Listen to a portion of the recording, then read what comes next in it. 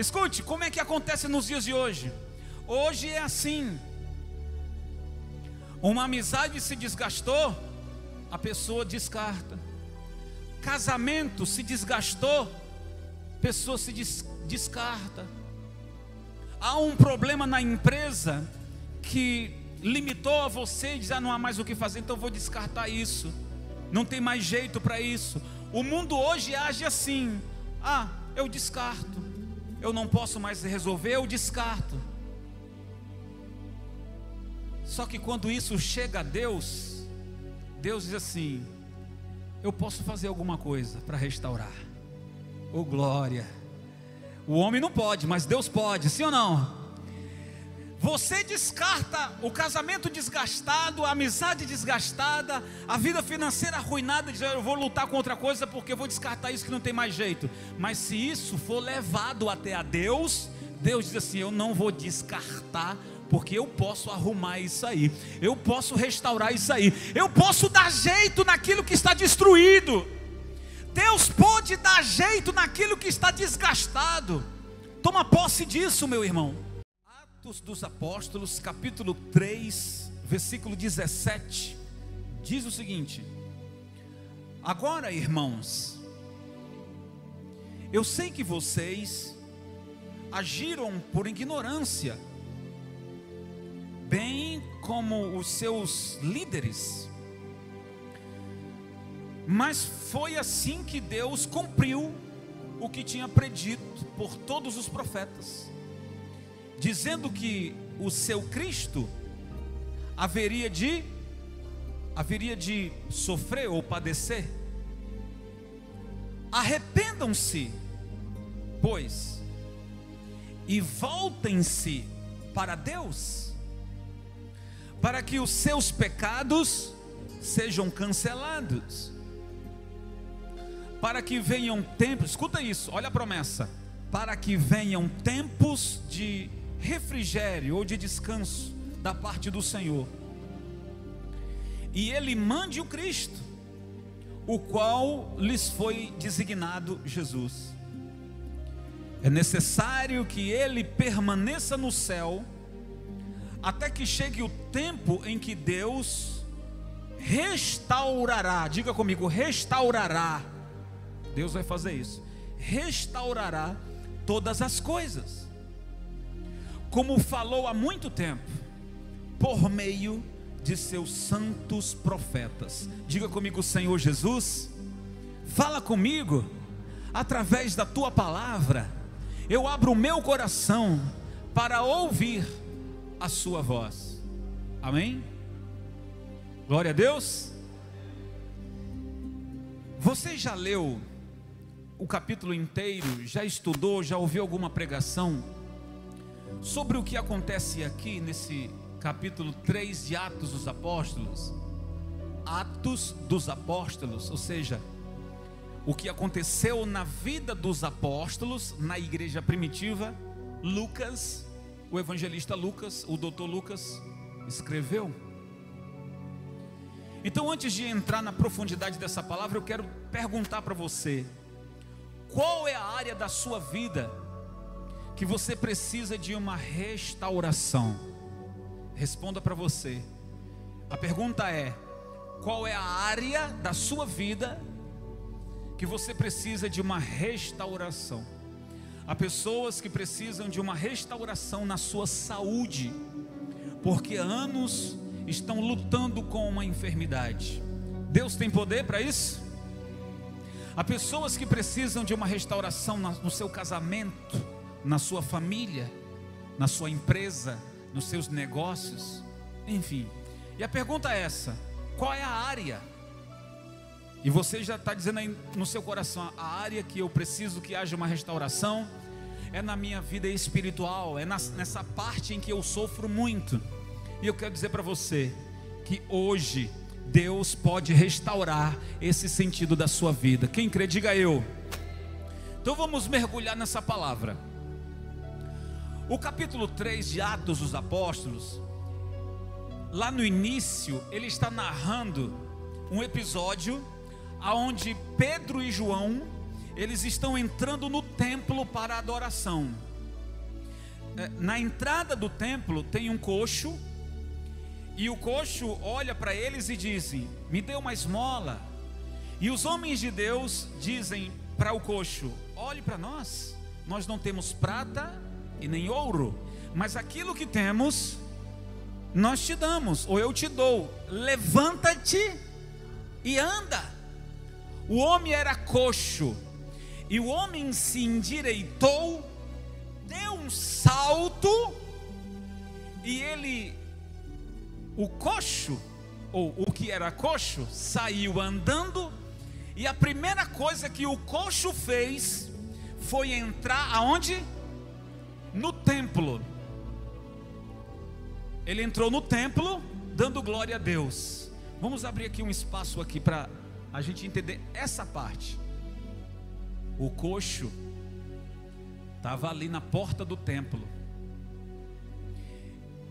Uma vez eu fiz uma pregação e disse: por que ele não entrou, mesmo se arrastando, para ser curado lá dentro do templo? Fiz uma pregação há uns tempos atrás a respeito disso, mas fazendo a analogia de que existem pessoas que estão tão perto da bênção, mas ela não consegue agarrar a bênção, ou não consegue tomar posse da bênção. Quem está me entendendo?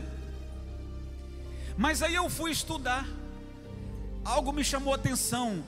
Não é que o coxo não quisesse entrar no templo, mas a história diz é que coxos doentes não podiam entrar no templo.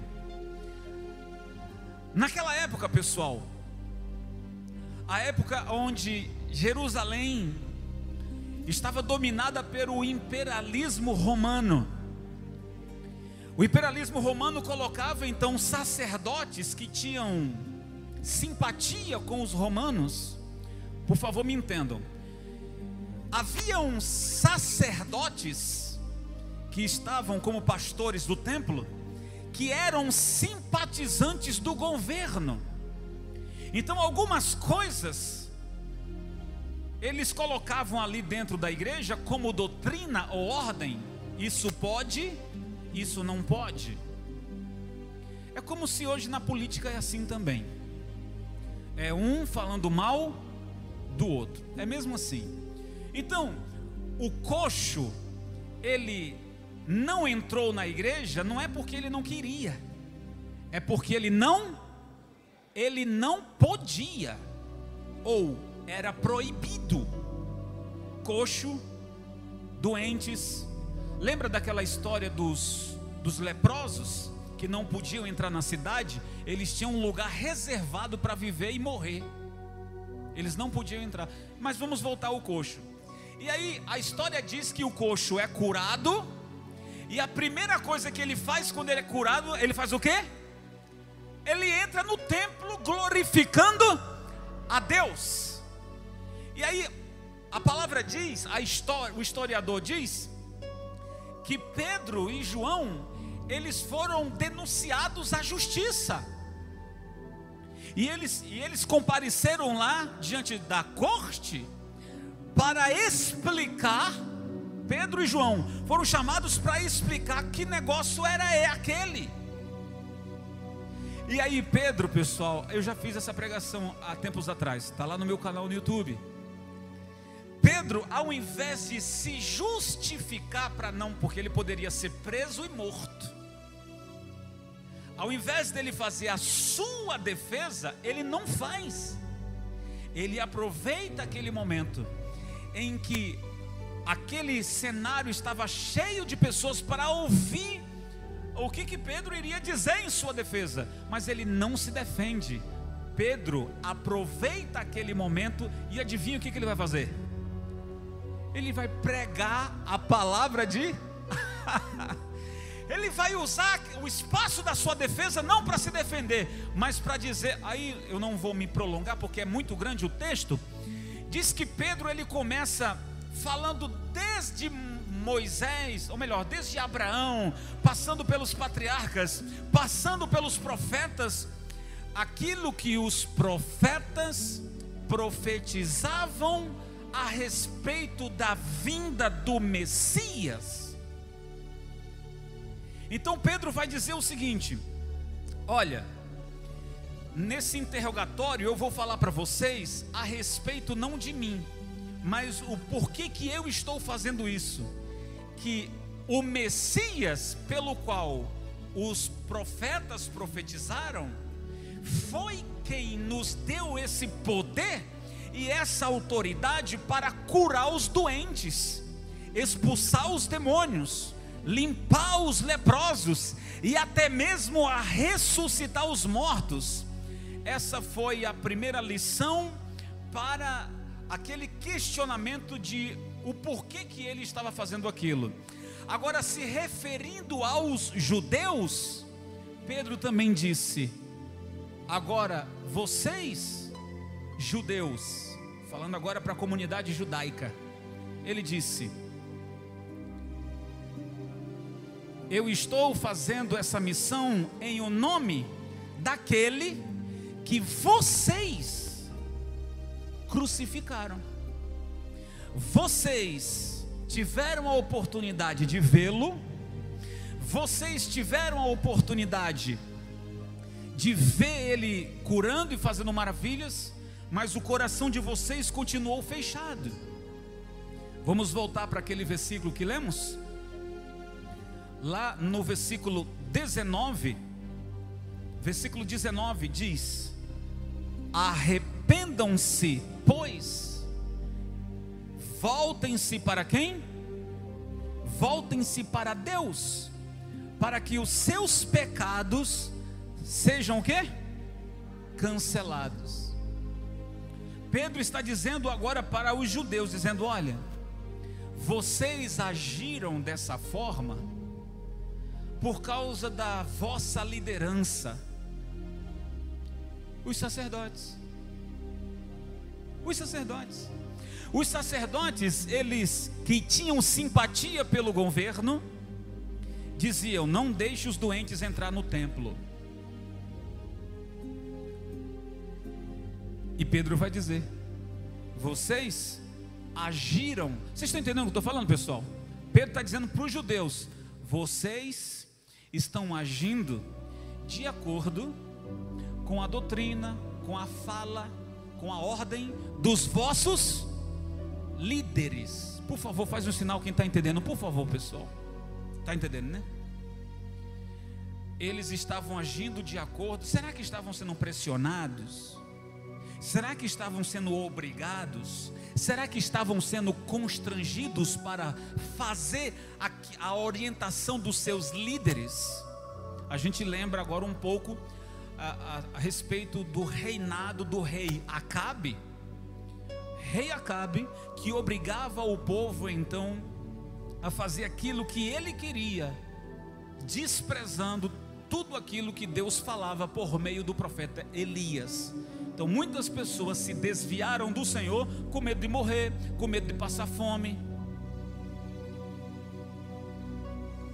Nós estamos vivendo num tempo hoje em que nós não somos proibidos ainda. Tomara que esse dia não chegue, mas nós estamos vivendo num tempo que ainda podemos expressar a nossa ainda. Bom, você sabe do que eu estou falando. Então veja o que Pedro está dizendo no tribunal. Ele evangeliza a multidão que está ali no tribunal, e ele também manda um recado para os judeus, dizendo: olha, vocês fizeram isso, crucificaram o Cristo por orientação dos seus líderes. Mas aí no verso 19 ele diz, por favor, mais uma vez o verso 19: arrependam-se, pois, e voltem para quem? Voltem para Deus, para que os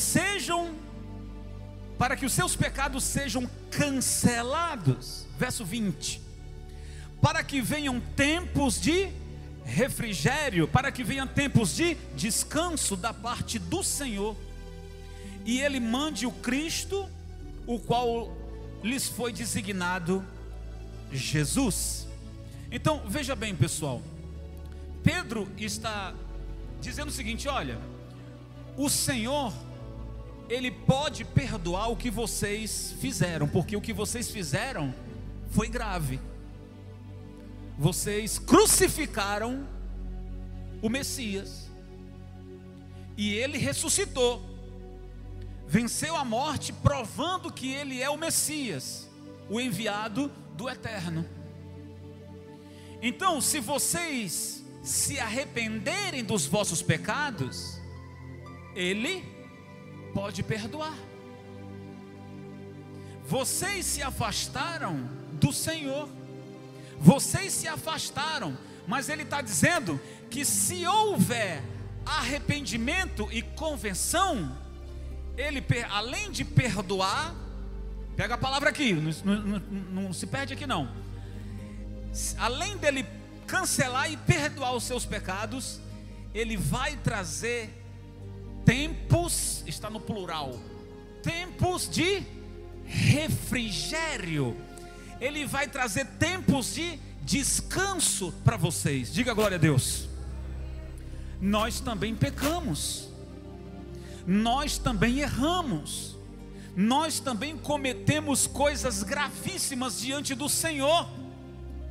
Mas a palavra que está sendo revelada para nós hoje serve para mim, serve para você, que se nós nos arrependermos, tem que fazer duas coisas: tem que se arrepender e tem que se converter. Então, fazendo isso, qual é o resultado que virá para alguém que faz isso? Ela será perdoada e receberá tempos de refrigério. E se você for observar, então, na palavra refrigério, ela também tem a ver com restauração, restituição, que é a proposta de Deus nesta palavra, nessa mensagem para você hoje aqui. Amém, pessoal? Perguntei no início da palavra qual é o ponto da sua vida, o sentido da sua vida que precisa de restauração, descanso, refrigério. Qual é o sentido da sua vida que precisa de restauração? Você respondeu para você. E aí, não é no muito orar que você vai receber o que você quer. Não é no muito vir à igreja que você vai receber o que você quer. Mas sim na atitude de se arrepender e de se converter. Está me entendendo, pessoal? Porque tem pessoas que falam assim: eu oro, e aquilo que eu quero não acontece. Bom, até você já sabe que não é falta de oração, mas quem sabe está faltando alguma coisa ser feita, se arrepender. Não adianta a pessoa orar, e ela não se arrepende, ela não se converte. Então a palavra está dizendo o seguinte: Pedro, aproveitando aquela multidão e aquela oportunidade, ele não se defendeu, ele aproveitou o momento para pregar a palavra do Senhor, e falou para os gentios, e também falou para os judeus, dizendo: olha, vocês são filhos da promessa, porém vocês se esqueceram do Senhor. Falando para os judeus: vocês são filhos da promessa. Está falando dos israelitas. Vocês são filhos da promessa, no entanto, se acovardaram, porque estão seguindo as instruções ou ordens dos vossos líderes. Então essa palavra, ela está abrindo o entendimento hoje de muitas pessoas, que você não pode agir como a Maria vai com as outras. Ah, eu vou fazer isso porque está todo mundo fazendo. Não faz isso, meu irmão. Por favor, não me leve a mal, mas tenha você personalidade. Tenha você personalidade.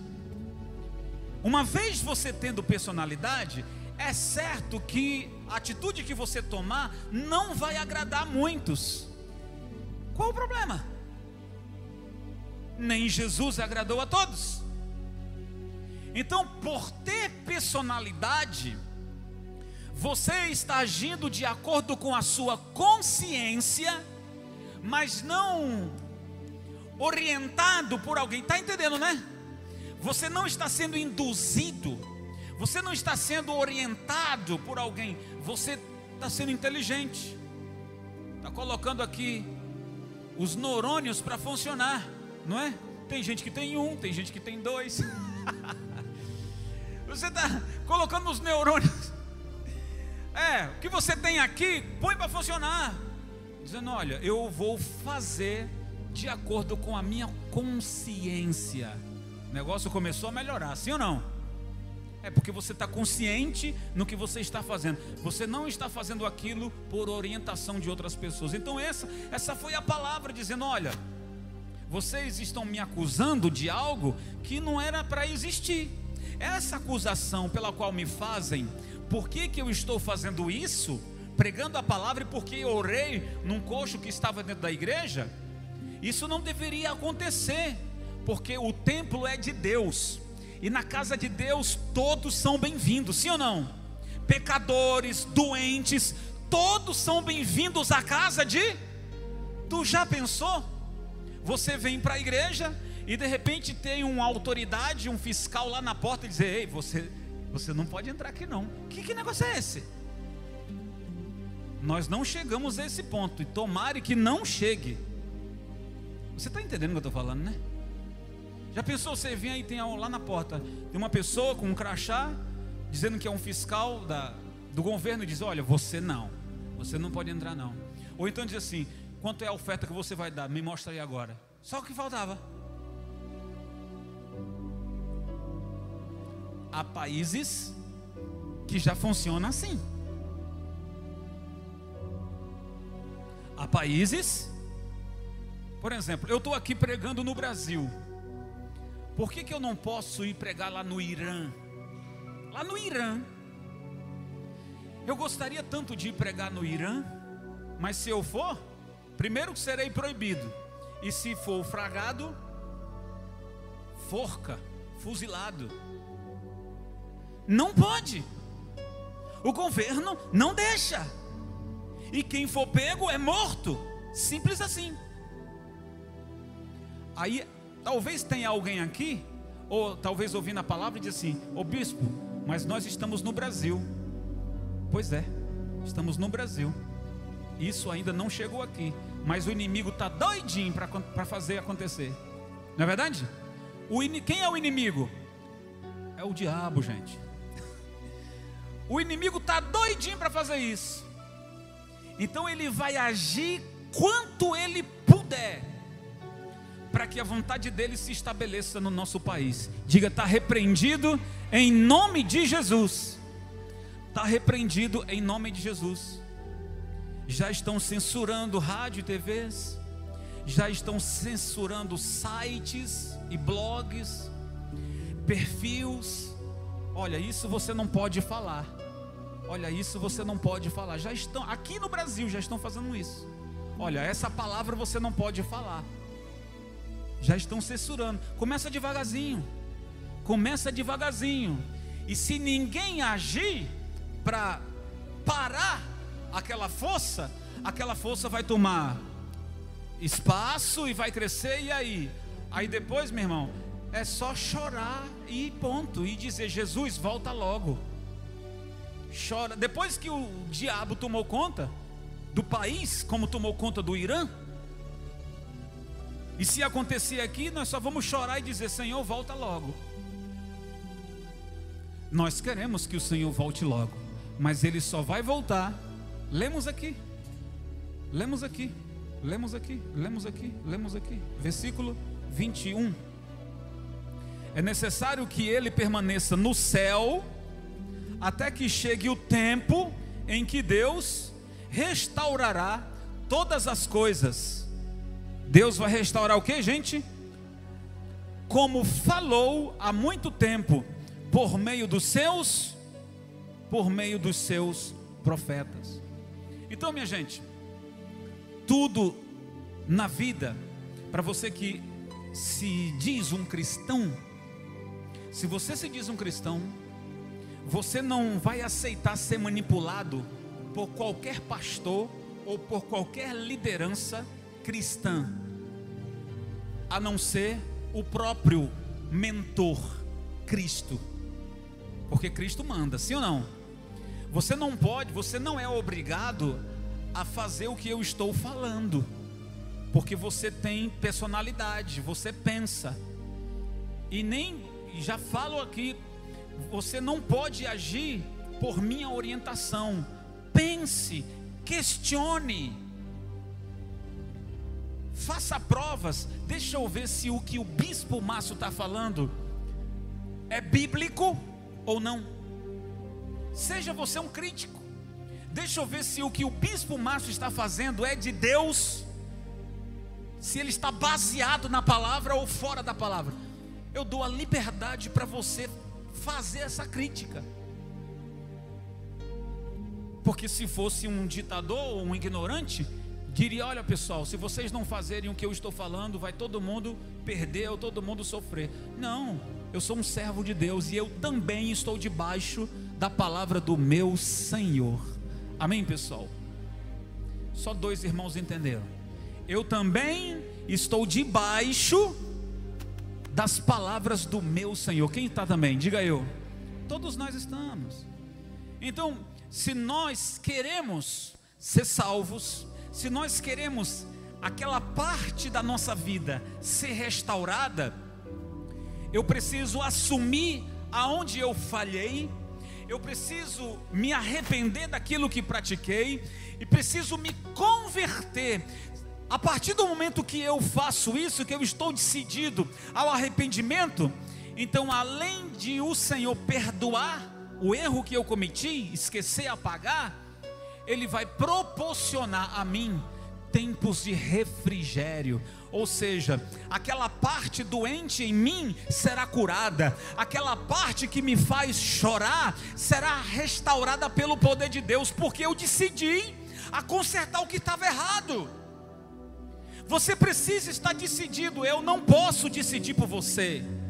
Escuta isso que eu vou falar. Digamos que você me convide a ir tomar um café na sua casa, e eu aceito. Então eu vou lá na sua casa, e quando chego lá, é um exemplo, aí eu vejo um vaso velho, sujo e quebrado. Eu posso chegar lá e pegar aquele vaso e se desfazer dele, jogar fora? Eu posso fazer isso? Por que eu não posso fazer isso? Porque não é meu, é seu. Compreende? Agora olha onde eu vou te levar. Nós estamos aqui numa casa, amém? Isso aqui é a casa de quem? E você é um vaso, aquele irmão ali é um vaso, aquela irmã ali é um vaso. Todos nós aqui somos um vaso. Deus não nos descartou.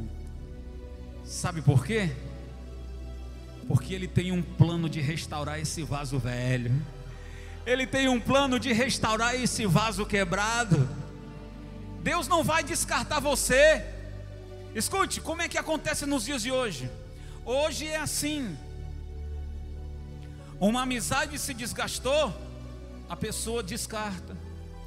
Casamento se desgastou, a pessoa se descarta.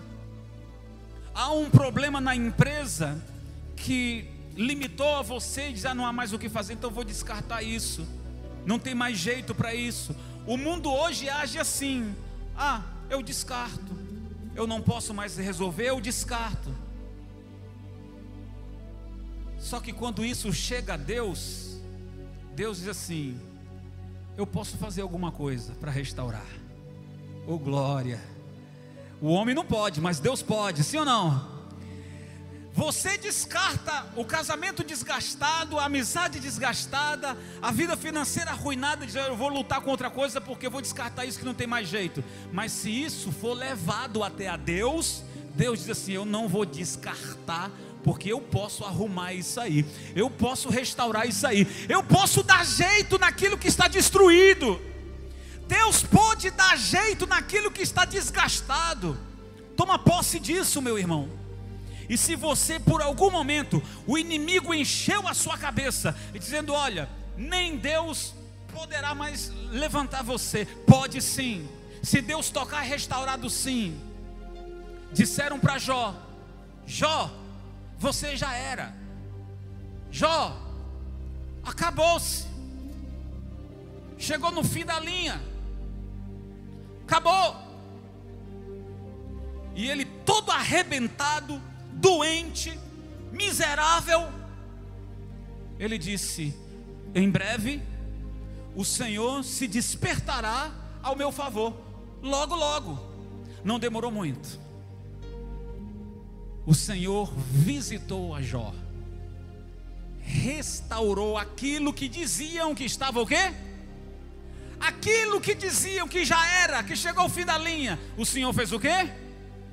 Eu posso restaurar. Você não está morto não, Jó, e eu vou te levantar. Restaurou 2 vezes mais do que ele tinha primeiro. Oh glória. Você crê que Deus pode fazer isso na sua vida? Então Deus não vai te descartar. Deus não vai dizer assim: filho, me pede outra coisa, porque isso aqui eu não posso fazer. É assim que Deus faz? Não. Mas como é que Deus vai restaurar aquele ponto da tua vida que está desgastado ou sofrido? Quando você se arrepender. Vamos lá, pessoal, entender aqui o que você entendeu hoje nessa mensagem. É orar? Não, tem que orar, mas o foco da mensagem é se arrepender e se converter. Se você se arrepender, como Pedro disse para os judeus: vocês fizeram isso por orientação da vossa liderança, vocês erraram. Mas se vocês se arrependerem, se vocês se converterem, o Senhor perdoará e trará tempos de refrigério. É muito forte isso. Quer dizer que o nosso Deus, pessoal, não é um Deus carrasco. O meu Deus, o seu Deus, não é um Deus vingativo. O meu Deus, o seu Deus, é um Deus de amor e de misericórdia. Mas para que você alcance essa misericórdia, você tem que assumir isso. Senhor, eu errei, eu falhei. Na sexta-feira aqui no nosso programa ao vivo, falei até um pouco áspero, porque tem pessoas que não se tocam. Ela não quer assumir o erro que cometeu.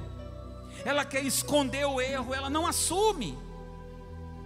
Você pode esconder de mim, pode esconder da tua família, dos teus amigos, mas de Deus você não vai esconder. Então Deus está querendo o quê? Que você assuma, dizendo: Senhor, eu estou muito triste, porque falhei, eu estou envergonhado, e por isso me arrependo. Que eu possa ser alcançado pelo seu perdão e pela sua misericórdia. Tempos de refrigério estão a seu caminho, na sua direção. Você crê nisso? Quem crê nisso, diga eu. Então fica de pé e glorifica o Senhor bem forte. Antes de encerrar, glória a Deus. Por favor, antes de encerrar, deixa eu ler aqui só mais 2 versículos. Agora no livro de Joel, capítulo 2. Para terminar, de pé mesmo.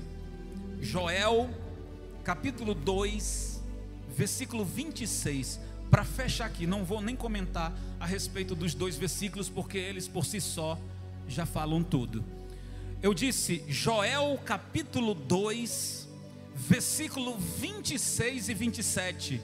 Diz o seguinte: vocês, Deus falando por meio do profeta Joel ao povo de Judá. Escute, pessoal, Judá havia se afastado de Deus. O povo de Judá havia se afastado de Deus. Deus mandou lá vários gafanhotos para acabar tudo, comerem tudo. E o Senhor usa o profeta Joel dizendo: olha, se vocês orarem, jejuarem, se arrepender a pano de saco, eu vou perdoar vocês. E vamos à mensagem. Verso 26. Vocês comerão até ficarem satisfeitos e louvarão o nome do Senhor, o seu Deus, que fez maravilhas em favor de vocês. Nunca mais o meu povo será humilhado. Verso 27. Então vocês saberão que eu estou no meio de Israel. Eu sou o Senhor, o seu Deus, e não há nenhum outro. Nunca mais o meu povo será humilhado. Entenda isso. Houve um sofrimento, houve uma humilhação, houve uma fome, houve mortes, houve porque Judá havia se afastado do Senhor, e o Senhor mandou lá. Não foi o demônio que mandou, cortador, migrador, destruidor, não, foi Deus. Deus mandou, lá em Joel diz que eu enviei o meu exército para que eles devorassem tudo. O que um deixou, veio outro e devorou. O que deixou o devorador, veio o migrador e comeu. E o que deixou, e aí foi indo. Um comia, e o que deixava vinha outro e pegava. E o que outro, e assim ia. E o Senhor diz: ei, vocês estão assim porque vocês se esqueceram. Foi eu que mandei para que vocês se despertassem. Aí Deus usa o profeta Joel. Então se arrependam, orem, jejuem, se convertam, e então vocês ficarão satisfeitos, louvarão o Senhor, o seu Deus que fez maravilhas. Vocês saberão que eu estou no meio de Israel, que eu sou o seu Deus e não há outro, e nunca mais o meu povo será humilhado. Por que nunca mais será? Porque aprendeu a lição. E tem gente aqui que precisa aprender a lição. Tem gente aqui que Deus permitiu que o devorador fosse lá e roesse lá o que você tinha, para você despertar. E aí você não despertou não. Aí veio um rato. O rato foi lá e deu mais uma mordida. A pessoa não despertou, aí Deus mandou lá outro bicho lá. Até que a pessoa, eu estou perdendo tudo. E o Senhor está usando esse pequeno servo. Eu ouvi alguém dizer assim: eu sou o maior profeta desse estado. Eu ouvi ele dizer: oh, legal, então eu sou o menor profeta desse estado. Eu não quero essa glória de maior não. Pois eu sou o menor, faço questão que seja o menor. Pois eu sou o menor profeta desse estado. E Deus está usando o menor profeta desse estado para dizer: é simples assim, arrependam-se, se convertam e o Senhor trará para você tempos de refrigério. Quem recebe essa palavra? Glória a Deus. Uau, que alegria ter a sua companhia aqui. Desejo muito que você aplique tudo que você aprendeu. Meu desejo aqui é alcançar o maior número de vidas para Cristo através da palavra. Então compartilhe esse vídeo para com seus amigos. Que o Senhor te abençoe e te guarde sempre. Fique na paz e até a próxima.